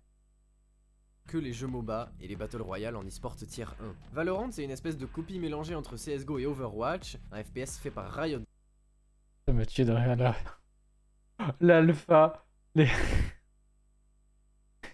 designs de frère, c'est quoi ça? C'est pas possible. Regardez la gueule des perses. Oh, j'en peux plus. Games, des gars qui sont habitués à faire de l'e-sport et à en faire beaucoup. Donc quand la bêta du jeu elle est annoncée en 2020, et bah Jess elle rate pas l'occasion et elle tryhard le jeu. Elle joue beaucoup, mais surtout elle fait sa spécialité, elle étudie le jeu, les maps, les personnages, pour que de retour en 2021, elle ait toutes les connaissances nécessaires pour à la fois commenter du Rainbow Six et à la fois commenter du Valorant. Très clairement, si vous êtes fan de FPS, Jessica vous avez dû la voir jusqu'à en avoir marre pendant l'année 2021. Elle était juste partout. Les Worlds de Valorant, les Worlds de Rainbow Six, la Ligue européenne de Valo, celle de Rainbow Six, la Ligue féminine de Valorant, et il en reste encore plein d'autres. Sachant qu'en plus, elle continue de streamer, bref, c'est un monstre de travail et de productivité, et elle brille littéralement devant le monde entier tout au long de l'année. Elle est même intégrée à l'intérieur du jeu Rainbow Six Siege vers mi-2021, avec un pendentif la représentant qu'on peut débloquer en achetant un sub sur sa chaîne Twitch. Et je peux vous dire qu'il n'y en a pas 15 000 des gens qui ont un pendentif dans le jeu, et c'est toujours des très gros streamers ou des membres éminents de la scène. Sauf que Vous Pas vous en mal. doutez bien, en 2021, Jessica c'est déjà un membre éminent de la scène. Bref, le temps fait son œuvre, Jessica déménage enfin en France pour travailler plus correctement avec Ubisoft et focalise son année 2022 plutôt sur Valorant, même si elle était quand même l'analyste principale des championnats du monde 2022 de Rainbow Six. Elle est présente et sera d'ailleurs nominée au eSport Award, un événement qui récompense chaque année les membres les plus importants de l'eSport, et Jess Goat, elle est nominée pour la catégorie Desk Analyst of the Year, c'est-à-dire analyste de l'année, en face de légendes de la discipline comme Ivilcat, clairement l'analyste par excellence de Riot quand il faut parler de Valorant, ou Rainforce, un mec qui analyse pour l'Overwatch League et globalement l'Overwatch de haut niveau depuis presque 10 Overwatch. ans et qui a même gagné des titres S-tier sur le jeu, et malgré toute cette concurrence, eh ben elle a gagné. Et d'ailleurs son premier réflexe en ayant le trophée en main, c'est de le dédier à une personne qui lui est chère, elle le dédie à Kickstar. Et si je prends ce ton un peu plus grave pour cette partie, c'est pas pour rien. Le 11 octobre 2021 à 9h de l'après-midi, les agents de police de la Haute-Californie signalent un accident de voiture assez grave sur une route de campagne. Ils disent avoir trouvé un homme coincé sous une roue. Après identification, la police révèle le nom de la victime, Michael Stockley, 24 ans, connu sur internet sous le pseudonyme de Kickstar, un décès tragique qui marquera la scène entière de Rainbow Six Siege. Et donc, Jessica lui dédie son prix. Selon ses propres mots, elle n'a eu aucune hésitation quant à l'idée de lui dédier son award, elle l'a toujours considéré comme la personne la plus compétente de la scène, un des plus grands esprits de Rainbow Six, et d'ailleurs, petite anecdote assez intéressante, pendant le dernier événement qu'ils ont partagé en tant que commentateur, au Six Major au Mexique, Kickstar, pendant qu'il regardait un match, s'est tourné vers Jessica, lui a dit « Je pense que tu es une des meilleures analystes du monde », et ensuite est retourné voir son match. Et encore pour citer Jess, elle espère qu'il savait ce que cette simple phrase voulait dire pour elle, en quête d'excellence, du début jusqu'à la fin. Et maintenant, elle en est où Jess Goat? Déjà, elle a rejoint une grosse structure e-sport, PSG Talon, une équipe qui, comme son nom l'indique, est taïwanaise, et qui depuis 2020 a un partenariat avec le Paris Saint-Germain pour leur équipe LoL. D'ailleurs, petite side note que je viens de rajouter dans la vidéo, on est en mars 2024 et le PSG ont annoncé qu'ils allaient aussi sponsoriser la partie Rainbow Six de Talon, donc Jess Goat est officiellement un membre du Paris Saint-Germain. Voilà, vous faites ce que vous... Oh, cette phrase. Ça n'a plus aucun sens. voulez de cette information. Chez eux, elle va surtout streamer et faire des viewing parties des matchs Valorant de leur équipe, une équipe... Mettez du vrai Valo, s'il vous plaît, pas l'alpha, s'il vous plaît, genre c'était que là.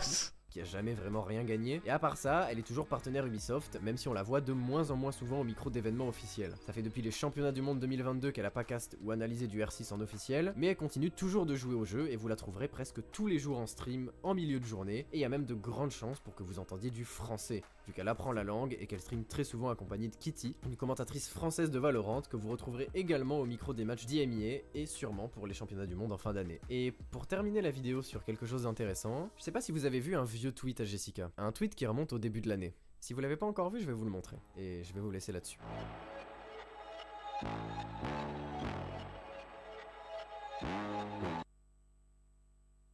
No, I am about to work for free for Carmine Corp.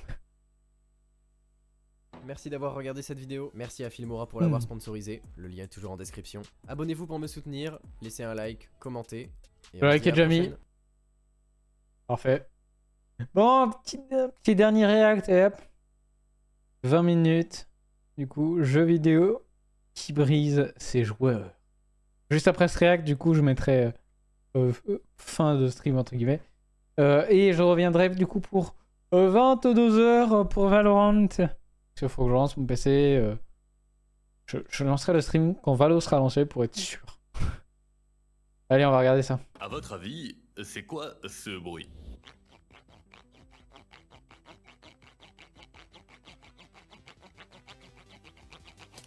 Bon, ok, on y reviendra plus tard. Fear and Hunger est un jeu vidéo particulier. J'ai pas...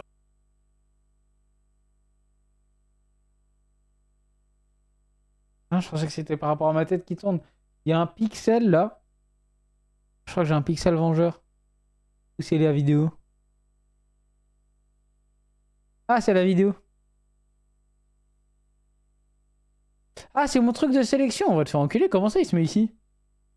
Pas vraiment d'autres mots pour le décrire. C'est pas un mauvais jeu, hein. Loin de là, Mais... c'est un jeu fabriqué par une seule personne qui a fait naître voilà. des chaînes YouTube, qui a fait naître ça des m'a chaînes trigger. de podcasts dédiées, qui a 95% d'évaluation extrêmement positive sur Steam. Sans même avoir lancé le jeu, vous comprenez qu'il a probablement ce petit truc en plus. Donc oui, vous devriez y jouer, la vidéo peut attendre, mais il y a de très grandes chances que vous ne reveniez sur cette vidéo que pour m'insulter, parce qu'il y a de très grandes chances que votre première partie se passe à peu près comme la mienne.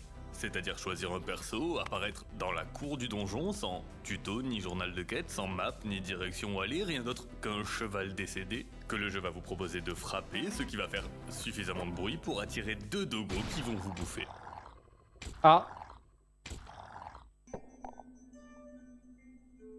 Et un retour à l'écran principal. Est-ce que vous connaissez le concept d'armure en scénarium? En fait, oui, vous le connaissez forcément. C'est ce truc qui dit que quand vous allez voir un film et que George Clooney est en danger de mort dans les 5 premières minutes, vous savez très bien qu'il n'est pas réellement en danger de mort et qu'il va obligatoirement s'en sortir. Déjà parce que c'est le gars dont la tête est en 4x4 sur l'affiche du film, mais surtout parce qu'à 14 € la place de ciné, le film ne peut pas durer 5 minutes. Et ce concept, on le retrouve aussi dans la plupart des jeux vidéo. Parce qu'après avoir acheté un jeu, on n'a pas envie que notre première interaction soit suivie d'un retour brutal à l'écran de démarrage, mais Fear and Hunger, visiblement, n'en a rien à faire de l'armure en scénarium. Et apparemment va falloir s'y habituer parce que mourir sur un canidé en seulement 12 secondes alors qu'on a lancé le jeu dans sa difficulté la moins élevée, c'est quand même plutôt embarrassant. Cela dit, je vous l'accorde, c'était peut-être un peu court. Ma seconde partie était sans doute un peu plus parlante. La première étape, c'est de choisir un des 4 personnages. Il y a le mercenaire, il y a la chevaleresse, il y a le prêtre obscur et il y a le voyageur. Chacun d'eux a des stats, des capacités différentes, mais tous souhaitent rentrer dans le donjon pour la même raison. Retrouver le chevalier le garde. Soit pour le voler, soit pour le sauver, soit pour le tuer, soit... C'est compliqué, mais c'est la seule info qui nous est donnée. C'est visiblement le but du jeu. Faut juste trouver un gars et s'échapper du donjon. Ça peut pas être si compliqué que ça. On y reviendra. Quel que soit le personnage choisi, la partie débute toujours de la même façon. Seul, dans la cour du donjon de Fear and Hunger, sans tuto, ni journal de quête, sans map, ni direction où aller, rien d'autre qu'un cheval décédé qui attire notre attention...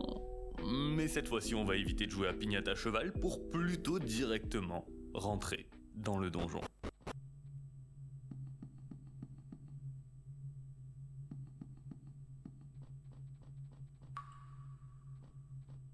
Bon, l'atmosphère est brillante. Brillante pour créer de l'anxiété et du désespoir. Ouais. C'est exactement la direction artistique que j'attends à mon enterrement. Très anxieux. À l'interface, on a une barre de vie, classique, mais aussi une barre de faim et de peur, d'où le nom du jeu. Et ces 2 barres, elles se drainent continuellement, donc de façon tout à fait logique, pour éviter de mourir de faim, il faut se nourrir. Pour éviter de devenir fou, il faut consommer de l'alcool ou de l'opium. Et je vous l'accorde, c'est probablement la pire façon de résister à la folie dans la vraie vie, mais dans un lieu où la créature la moins effrayante, c'est ce géant qui est en train de me foncer dessus, ça se discute. D'ailleurs, j'ai pas réussi à le semer, le combat s'est lancé et... Pause, il faut qu'on parle de censure. La censure, c'est mal. Dans 99% des cas, c'est mal. Ici, la censure, c'est plutôt cool. Le garde que vous voyez actuellement n'est pas le véritable garde de Fear and Hunger. Disons qu'à la place de sa jolie petite jupe en cuir, se trouve normalement une 3e jambe. La version courte de l'histoire, c'est que Fear and Hunger est assez largement inspiré de Berserk, donc la gargantuesque liste de traits. Berserk. J'ai...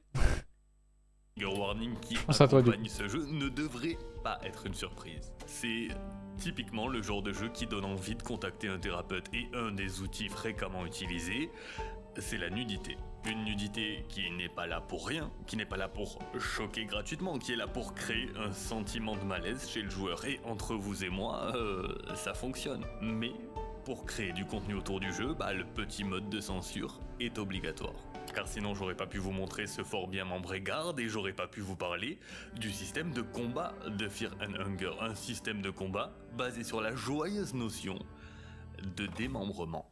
Là où dans les RPG au tour par tour classiques, vous allez être mis face à de nombreux ennemis et allez devoir choisir dans quel ordre vous souhaitez les vaincre, dans Fear and Hunger, vous ne serez mis que face à 1 ou 2 ennemis et allez devoir choisir dans quel ordre vous souhaitez les découper. Choisir le bras armé en priorité paraît être une bonne idée, mais les jambes pourraient le mettre au sol plus vite. Viser la tête directement est aussi une option, mais du coup, beaucoup plus risqué. C'est assez basique, assez facile à comprendre, mais là où ça devient rigolo, c'est que l'ennemi, il va faire exactement la même chose. Notre personnage est lui aussi composé de parties du corps et lorsqu'on perd, je sais pas, un bras, on le perd pour le reste de la partie. Et perdre un bras encore, ça va, on peut plus porter de bouclier ou d'arme à deux mains, mais en perdre deux, c'est déjà beaucoup plus délicat. Et j'ai probablement pas besoin de vous décrire ce qui se passe lorsqu'on perd ses jambes ou ses yeux. Alors, ça m'est pas arrivé sur ce combat, puisque j'ai réussi à tuer ce garde et donc pu récupérer en récompense le colossal montant de... absolument rien, en fait. Pas d'objet, d'argent ou de points d'expérience. Un bon gros, y a rien à voir ici mon gars, retourne plutôt explorer. Et étonnamment côté exploration, ça a été plutôt paisible en vérité. Je suis tombé sur un hôtel, j'ai prié et rien ne s'est passé, ce qui est plutôt réaliste pour le coup, et quelques pas plus tard, j'ai même fait une agréable rencontre. Un personnage amical. Son nom c'est Buckman, il m'explique qu'il est tétanisé parce que le bien nommé Trortrur, le tortionnaire du donjon, le pourchasse. Il est juste en speedrun pour aller se planquer dans une chambre dans laquelle se trouve un lit, et le lit, c'est la ressource la plus précieuse de Fear and Hunger. Pas parce que dormir permet de se régénérer, mais parce que dormir permet de sauvegarder. Il y a aucun système de sauvegarde automatique dans le jeu, et interagir avec un lit, c'est le seul moyen de le faire. Sauf qu'on n'est pas dans n'importe quel jeu vidéo. C'est évidemment pas si simple que ça. À chaque fois qu'on décide de sauvegarder, il faut choisir. Choisir entre pile ou face. C'est un 50-50. Vous faites le bon choix, la sauvegarde est acceptée. Vous ratez, comme moi lors de cette partie, et c'est pas une bonne nouvelle du tout. Oui, ça fera l'affaire. Voyons. Tu n'as pas besoin de tes jambes, n'est-ce pas? En tout cas, plus maintenant, c'est certain. Tu n'aimes pas le tremblement de la douleur? Dans ce monde froid, il est difficile de ressentir du plaisir. Mais tu sais, la douleur et le plaisir ne sont pas si éloignés. Ce qui cause de la douleur à autrui peut apporter du plaisir à quelqu'un d'autre. Ouais, c'est flippant, frère. Là où tu vas, tu n'as pas besoin de bras. Et que ça saute. Laisse-moi retirer tes parties sales et coupables. Et que ça saute.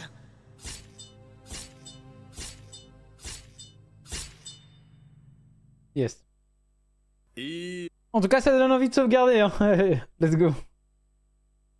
Un nouveau retour à l'écran principal, parce que j'ai essayé de sauvegarder. Ouais, voilà. Je vous cache pas qu'à ce moment-là, j'ai une réaction d'enfant. Je me suis dit, mais c'est pas juste en fait. Je ne mérite pas de mourir comme ça. Depuis le début de cette partie, je fais attention à ma santé, à ma barre de faim et de peur. Je prends le temps de ramasser tout ce que je trouve et d'entrer dans chaque nouvelle salle avec prudence. Et là, on m'annonce que je vais devoir recommencer à zéro parce que j'ai essayé de sauvegarder. Soit il y a une chose qui visiblement m'échappe et je comprends pas ce que j'ai sous les yeux, soit le jeu est terriblement injuste. Spoiler. Ouais, le jeu est terriblement injuste. Est-ce que ça m'a arrêté? Absolument pas. Et je saurais même pas vous dire pourquoi. C'est le mode facile. Je crois pas que ce soit la direction artistique, bien que très jolie, ni même la musique ou l'ambiance. Je crois que c'est surtout le fait que ce donjon me résiste. Comme s'il me criait au visage de ne plus revenir l'explorer, de ne plus lancer de nouvelles parties. Et c'est bête, mais je peux pas m'empêcher de penser que lorsqu'une chose est difficile à atteindre, honteusement surveillée et cruellement bien gardée, c'est qu'elle est forcément précieuse, non? En tout cas, c'est ce qui m'a donné envie d'envoyer des heures et des heures dans le jeu. Et j'aurais aimé vous dire qu'avec de la détermination, j'ai pu avancer et en sortir victorieux, mais absolument pas. Le jeu m'a piétiné. La run suivante, j'ai simplement marché sur un clou rouillé et je me suis vidé de mon sang. Celle d'après, il y a juste un trou qui s'est ouvert sous mes pieds et ça m'a explosé les deux jambes. Juste après, je me suis retrouvé coincé dans un puits à merde pour l'éternité. Puis j'ai voulu retirer Excalibur de mur et fini enseveli. À nouveau rendu buste parce que je croyais être une assiette en poterie au sol. Je suis mort d'éboulement, de faim, de soif, de décapitation, de démembrement et de tout un tas de choses que je ne peux même pas décrire en vidéo. What? Et de tout un tas de choses que je ne peux même pas décrire.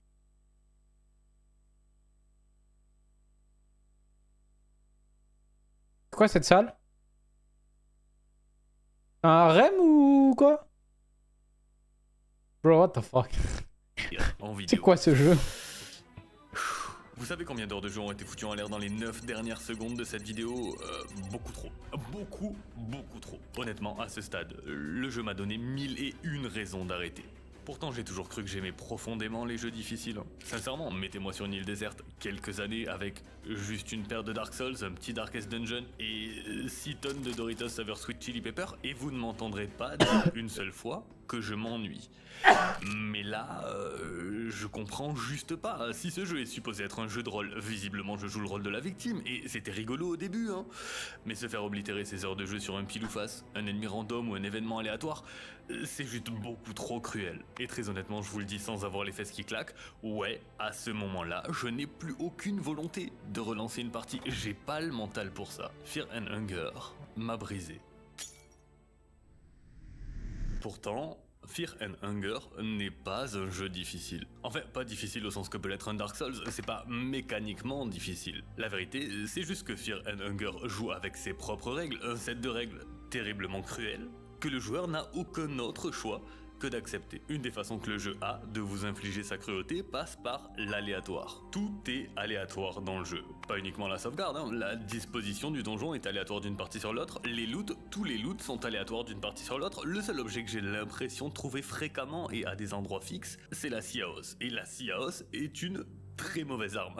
Même le lore du jeu est révélé aléatoirement. Et quand bien même il est révélé, il le sera de la façon la plus Fear and Hunger-esque possible. C'est-à-dire à demi-mot et en mentant la moitié du temps. Vraiment. C'est un jeu qui renferme des secrets à l'intérieur de secrets qui sont eux-mêmes dans des secrets. Vous pourriez finir le jeu plusieurs fois sans jamais savoir qu'il existe tout un système de cuisine, d'artisanat ou de jardinage. Vous pourriez finir le jeu plusieurs fois sans jamais savoir qu'il existe un système de progression, tout simplement pour apprendre de nouveaux sorts et de nouvelles techniques. Et je crois que tout ça, c'est pas uniquement là pour briser mentalement les joueurs. Il y a aucune histoire de vendetta personnelle là-dedans. Ce qui se cache derrière ce game design contre-intuitif au possible, ce qui se cache derrière ce qui pourrait passer pour de la cruauté pure, c'est que Fear and Hunger n'a pas décidé de récompenser ses joueurs avec un chiffre qui augmente, un petit bruit satisfaisant et 3 dégâts en plus au prochain combat. Il a décidé de les récompenser avec de la connaissance, en créant des moments que j'ai scientifiquement appelés le « on ». Mais c'est pour ça en fait. Le clou rouillé par exemple, c'est probablement le truc qui a explosé le plus de mes runs. Choper une infection gratuitement et inévitablement crever quelques minutes plus tard juste parce qu'on a marché au mauvais endroit, c'est incroyablement cruel. Sauf que si vous vous souvenez du fait que nos personnages peuvent perdre leurs membres, si vous vous souvenez que des Siaos sont fréquemment disséminés un peu partout à travers le donjon, et si vous vous souvenez du bruit que je vous ai fait écouter en début de vidéo, bah vous comprenez que « oh, mais c'est pour ça en fait !»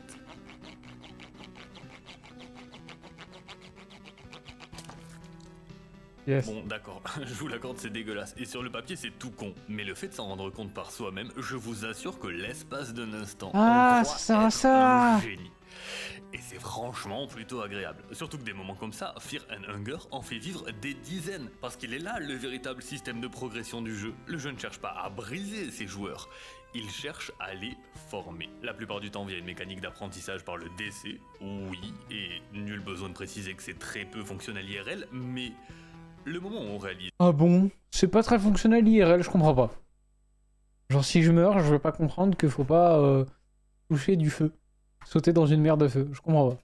Parce que c'est pas le personnage qui gagne de l'expérience, mais celui qui le contrôle. Que chaque mort est en réalité une montée en niveau détourné, et que ces morts, il faut les chérir plutôt que les maudire, c'est le moment où tout s'inverse. C'est le moment où le joueur se dit qu'il peut à son tour briser Fear and Hunger.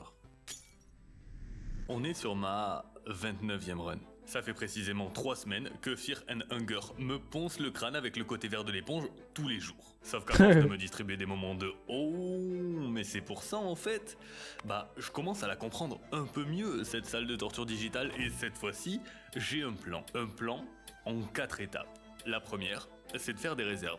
Le but, c'est de ne plus jamais avoir à se soucier d'un manque de nourriture. L'idée, c'est de piller l'entièreté de la première section du donjon en évitant toute forme de combat. On fouille tous les tonneaux, tous les coffres, toutes les bibliothèques, on devrait tomber sur pas mal de nourriture, et on devrait aussi tomber sur une cage dans laquelle se trouve la petite fille. Et la petite fille se trouve être la pièce maîtresse de ma 2e étape, obtenir la meilleure arme du jeu. Cette arme, c'est la Claymore, elle est vendue par Pocket Cat, le marchand itinérant de Fear and Hunger qui se trouve dans les mines et qui n'accepte comme paiement que des enfants humains.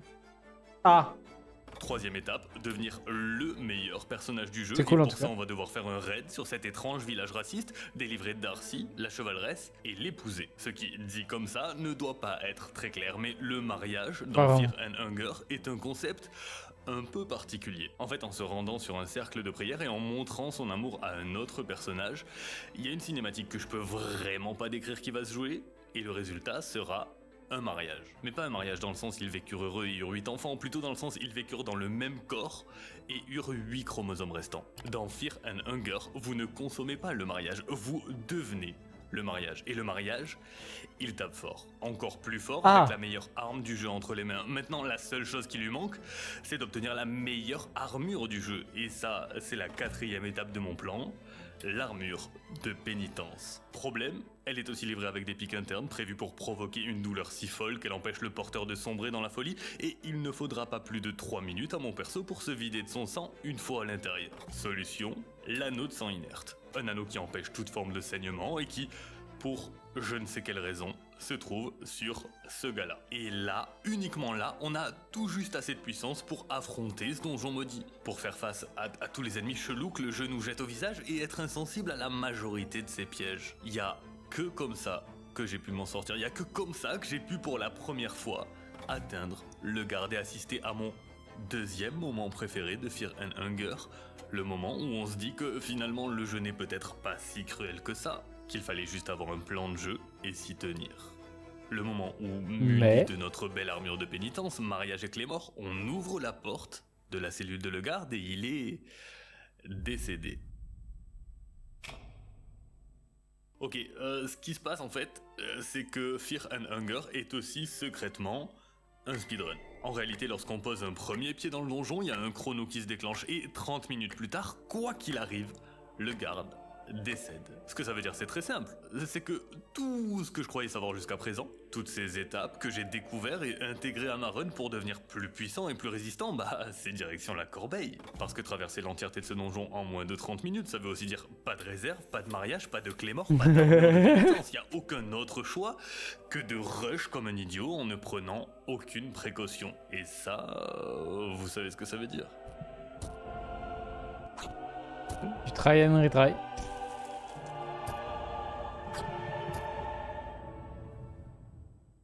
Je vais même pas vous dire combien de runs ça m'a pris pour à nouveau atteindre le garde, mais cette fois-ci sans aucune précaution, c'est personnel, je vous permets pas de juger, mais pas mal de runs. Le seul avantage, c'est qu'à ce stade, ce donjon, on le connaît beaucoup mieux. Déjà, on connaît à peu près le chemin pour atteindre le garde, on sait plus ou moins où aller et où ne pas aller, quel combat prendre et lequel absolument esquiver, donc en jouant de la façon la plus lâche possible et avec un peu de chance, j'ai pu une nouvelle fois atteindre le garde. Cette fois-ci, en moins de 30 minutes et cette fois-ci, il était bien vivant. Et puis de là, bah sur le papier, il n'y a plus qu'à le récupérer dans son équipe, refaire le chemin à l'envers jusqu'à la sortie et GG well play. Sauf qu'à la toute dernière seconde, on est mis face à un choix. Et il y a plusieurs moments dans Fear and Hunger où le joueur est confronté à un choix. Souvent le choix entre la peste et le choléra, entre mourir et mourir lentement, c'est pas un jeu tendre. Mais ce choix-là, il est vraiment pas comme les autres. Au moment de s'échapper, le garde nous dit que sa mission dans le donjon n'est pas terminée et nous propose soit de l'accompagner à nouveau, soit de s'en aller. Et vous pourriez choisir de partir. À aucun moment, le jeu ne vous indique que c'est une erreur. Vous auriez même un écran de fin de jeu et les crédits qui défilent. Vous pourriez Alt F4 et le désinstaller, sans jamais y toucher à nouveau, en pensant en avoir fini avec ce jeu cruel. Pensant avoir battu Fear and Hunger. Mais ce serait une terrible erreur, parce qu'en acceptant d'y retourner, et en accompagnant le garde un peu plus loin dans les profondeurs de ce donjon, il reste un endroit inexploré, un long couloir au bout duquel se trouve une porte et derrière cette porte se trouve beaucoup plus.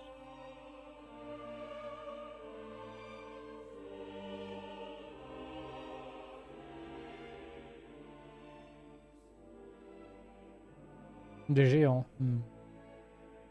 Le voilà, mon moment préféré de Fear and Hunger. Le moment où tu réalises qu'il existe une gigantesque cité ancienne, peuplée de dieux, de voyages dans le temps, d'ennemis indescriptibles, de nouvelles zones, des dizaines de boss et toute une mythologie. Ce moment où tu réalises que le donjon de Fear and Hunger, le donjon qui t'a donné des cauchemars pendant probablement des semaines, ce n'était que l'introduction. C'était ça, en fait, le tutoriel.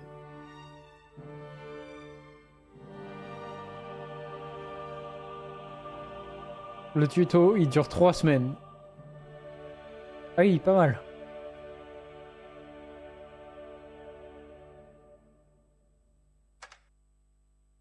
J'aurais aimé vous dire que je suis tombé sur ce jeu sur une disquette dans le vieux garage de mon oncle ou aléatoirement en scrollant sur Steam, soir de solitude, mais ce serait un mensonge. Je suis tombé sur Fear and Hunger parce qu'un de mes créateurs de contenu anglophone préférés, Super Wolf, en a fait une vidéo intitulée « Le jeu vidéo le plus cruel ». Et en réalité, je ne crois pas que ce soit un jeu si cruel que ça. En tout cas, c'est pas le ressenti que j'en ai. Je crois qu'en vérité, c'est un jeu plutôt respectueux. Pas respectueux de nos heures de jeu, oula, non, clairement pas, mais respectueux de notre capacité à comprendre ce qu'il nous crie au visage depuis la première minute de jeu. Ce qu'il nous crie au visage en cachant ses propres fonctionnalités, en faisant tout l'inverse de ce que l'industrie du jeu vidéo essaye de faire depuis des années, en sacrifiant des personnages que vous aviez juré de protéger et en vous faisant tout perdre, continuellement, de la façon la plus injuste qui soit et sans aucune pitié. Et ce message, c'est que Fear and Hunger n'est pas un jeu vidéo, et que si vous le voyez comme ça, vous allez être très déçu. Parce que je crois qu'il n'essaie même pas de l'être. Ce que Fear and Hunger essaie d'être, c'est pas un jeu, c'est un simulateur de donjon maudit. Évidemment que si tu sautes dans un trou, tu vas te péter les 2 jambes, évidemment. Si t'es infecté jusqu'à l'os, y a pas beaucoup d'autres choix que d'amputer. Si tu te fais attaquer par un homme lézard de 3 mètres, la meilleure solution, c'est sans doute de fuir. Bien sûr qu'en tapant une sieste dans un donjon rempli d'ogres, t'as une chance sur 2 de te faire croquer, ou que de sauter dans la fosse qui semble dégager une forte odeur fécale, c'est probablement une idée de merde. Fear and Hunger n'essaie pas d'être équilibré, n'essaie pas d'être juste, n'essaie même pas d'être agréable en vérité, et c'est parce qu'il n'essaie pas d'être un jeu vidéo. Il essaie d'être vrai, cruellement vrai, et ça, il le fait cruellement bien.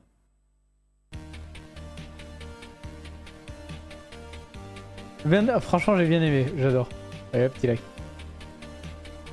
Franchement, j'ai bien aimé la vidéo. Hop.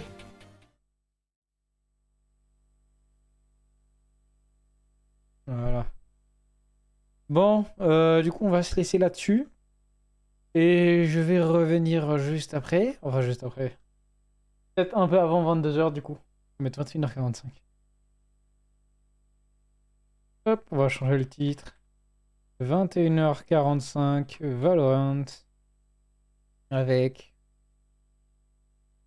les poteaux.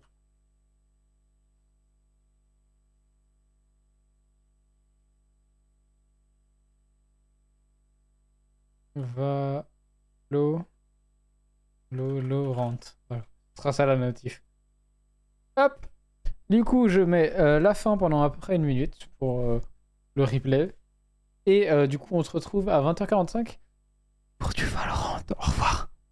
À tout à l'heure. À dans 15 minutes, quoi.